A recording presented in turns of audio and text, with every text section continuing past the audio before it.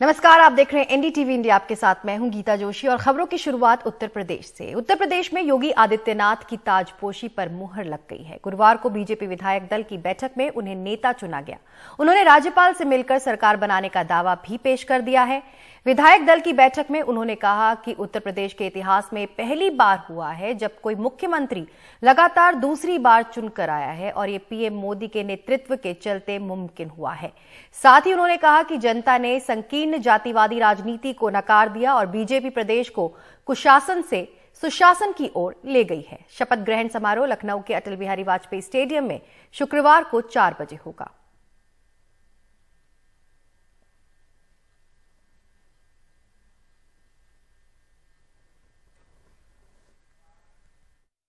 आपने देखा होगा गांव गांव में गरीब की झोपड़ी से लेकर के एक सामान्य इंसान, माताएं बहनें हो, बेटियां हो या युवा या अन्नदाता किसान, सबने भारतीय जनता पार्टी को मुक्त कंठ से, खुले हृदय से समर्थन देकर के सारे के सारे उन दुष्प्रचारों को दरकिनार करते हुए केवल और केवल एक विश्वास के साथ कि मोदी है तो मुमकिन है, और इस भाव के साथ जनता जनार्दन ने अपना समर्थन भारतीय जनता पार्टी और सहयोगी दल को दिया।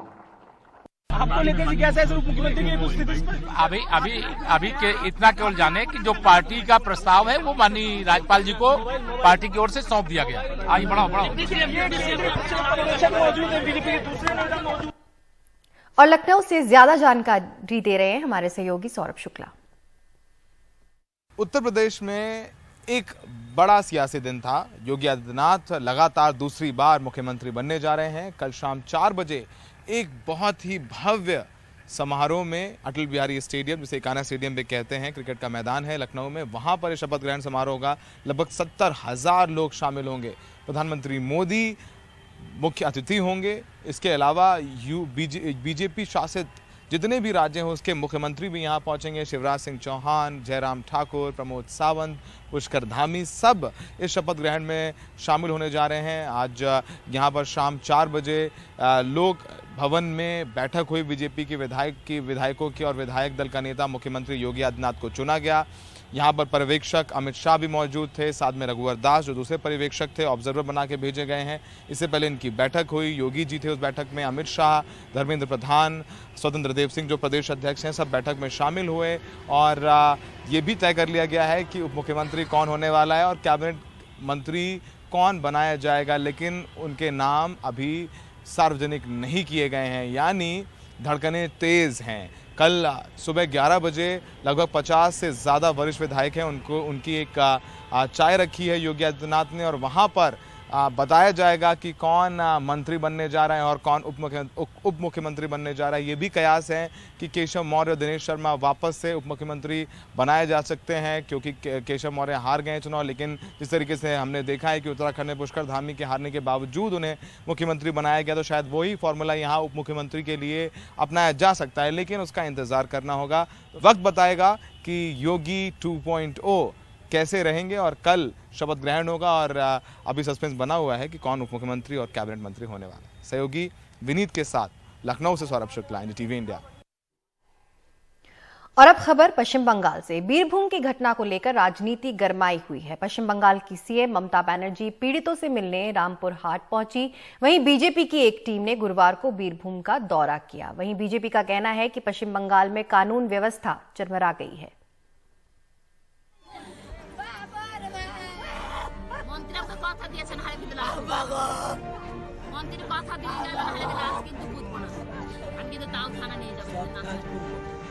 बीरभूम में 8 लोगों को जिंदा जलाए जाने का मुद्दा बंगाल से लेकर दिल्ली तक की राजनीति को गरमा रहा है।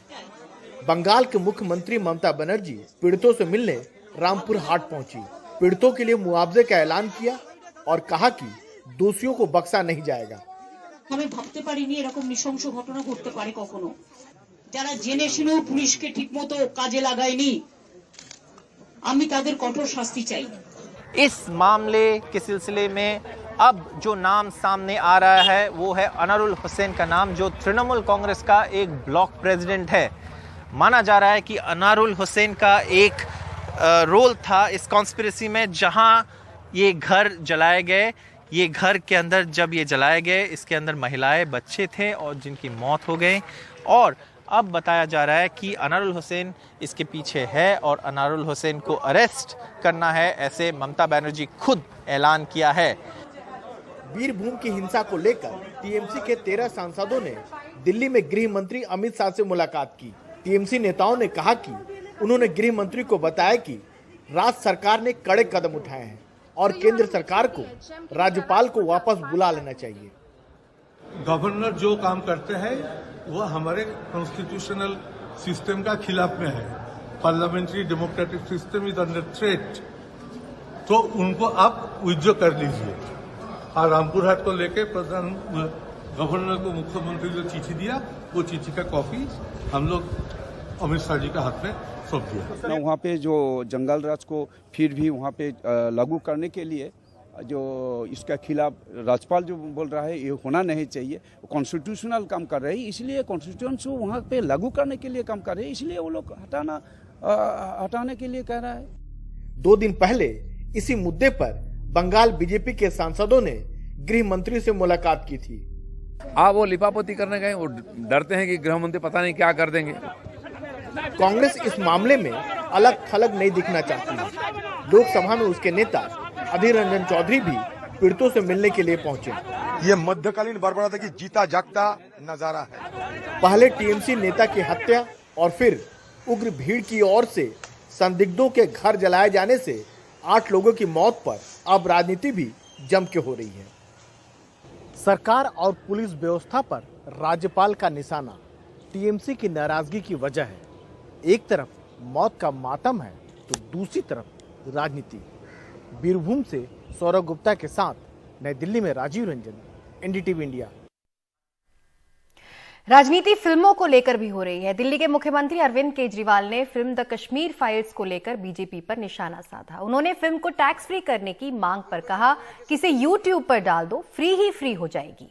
साथ ही केजरीवाल ने कहा कोई कश्मीरी पंडितों के नाम पर करोड़ों कमा गया और बीजेपी को पोस्टर लगाने का काम दे दिया।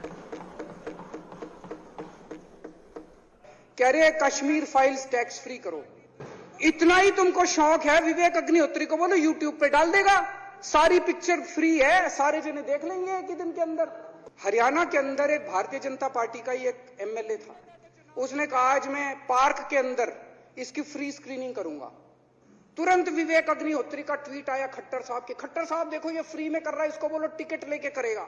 कश्मीरी पंडितों के नाम पे कुछ लोग करोड़ों करोड़ों रुपए कमा रहे हैं और तुम लोगों को पोस्टर लगाने का काम दे दिया। आंखें खोलो, क्या कर रहे हो तुम लोग? वो करोड़ों कमा गया, कश्मीरी पंडितों के नाम पे करोड़ों कमा गया और तुम लोग पोस्टर लगाते रह गए। और अब खबर महाराष्ट्र से। ठाणे पुलिस ने एक ऐसे ढोंगी तांत्रिक को पकड़ा है जो भूत पकड़ने के फर्जी वीडियो बनाकर लाखों की ठगी कर रहा था। इस ढोंगी तांत्रिक की शिकायत खुद उसके ही भाई ने पुलिस से की। देखिए सुनील सिंह की ये रिपोर्ट। खुद को घोस्ट डिटेक्टर बताने वाले इस हाईटेक तांत्रिक का नाम कुलदीप निकम है। भूत पकड़ने और भगाने के नाम पर लाखों रुपयों की ठगी कर चुका यह ढोंगी अब पुलिस की गिरफ्त में है। पुलिस के मुताबिक उसके भाई की ही शिकायत पर उसे गिरफ्तार किया गया है। आरोप है कि भूत बाधा से बचाने के नाम पर वो अपने भतीजे पर अघोरी विद्या का प्रयोग कर रहा था। तकरारदार है जो कंप्लेनेंट है, उसने अपने भाई के खिलाफ ये कंप्लेंट दी थी कि उसके भाई ने अघोरी कृत्य करने के इरादे से, ब्लैक मैजिक करने के इरादे से उसके बेटे के साथ लैंगिक छळ किया है, लैंगिक अत्याचार किया है। इसीलिए पोक्सो के तहत भी ये गुनाह दाखिल किया गया था। आरोपी ने पैरानॉर्मल रेस्क्यू सोसाइटी नाम से अपना एक यूट्यूब चैनल भी बना रखा है जिसके 1.5 लाख से ज्यादा सब्सक्राइबर हैं। आरोपी अपने यूट्यूब चैनल में भूत डिटेक्ट करने के वीडियो पोस्ट कर हाईटेक तांत्रिक होने का दावा करता था। पुलिस ने इसके पास से 3 लैपटॉप, ड्रोन कैमरे, कई नाइट विजन कैमरे, RF frequency detector, ghost detector, note गिनने की मशीन जैसे तकरीबन 6.5 लाख रुपए के उपकरण जब्त किए हैं। वो वीडियोस में कुछ घरों में उसने घोस्ट या भूत पिशाच को कंट्रोल किया है ऐसा क्लेम करता था, कुछ वीडियोस दिखाता था।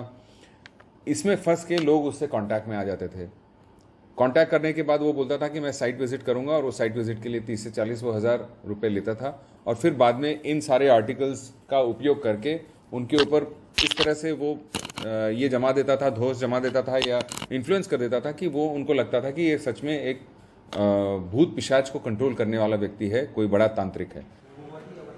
पुलिस ने मामले में ढोंगी तांत्रिक के साथ 2 और लोगों को गिरफ्तार किया है, जिसमें एक महिला भी है। भूत प्रेत शायद ही किसी ने देखा होगा, लेकिन उनसे डरने वाले कई है। ढोंगी बाबा और तांत्रिक लोगों के इसी डर का फायदा उठाकर उनकी भावनाओं से खेलते हैं, भूत प्रेत भगाने के नाम पे अत्याचार और लूट करते हैं। हैरानी की बात है कि ठगे जाने का एहसास होने के बाद भी कई लोग शिकायत करने आगे नहीं आते, जिसका फायदा ढोंगी बाबा और तांत्रिक उठाते आ रहे हैं। मुंबई से cameraman Praveen Rohit, Sunil Singh, NDTV India के लिए। बुलेटिन में फिलहाल बस इतना ही। मुझे दीजिए इजाजत, लेकिन देश और दुनिया की बाकी खबरों के लिए आप बने रहिए हमारे साथ, देखते रहिए NDTV इंडिया।